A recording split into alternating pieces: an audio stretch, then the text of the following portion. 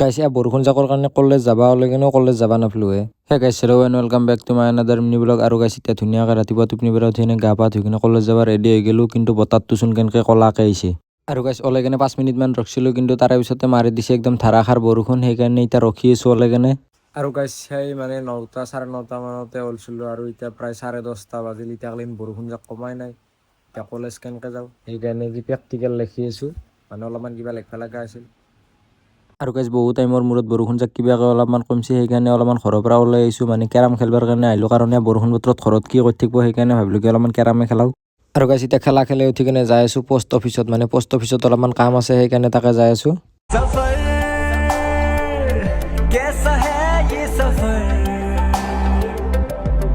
আৰু গাইছ এতিয়া ধুনীয়াকৈ আহি গ'লোঁ পোষ্ট অফিচত। আৰু গাইছ পোষ্ট অফিচত অহা কাৰণ এটাই যে আমাৰ ভাগিন এটাৰ কিবা পোষ্ট অফিচত বহি বনাইছিলোঁ, তাকে বহিটো দিয়া নাই। মানে একাউণ্টটো ক্ৰিয়েট সম্পূৰ্ণ হৈছে, কিন্তু হ'লেও বহিটো দিয়া নাই। সেইকাৰণে তাকে বহিটো নিব আহিছিলোঁ, কিন্তু আজি বোলে কিবা চাৰ্ভাৰ ডাউন, সেইকাৰণে বহিটো নেদে।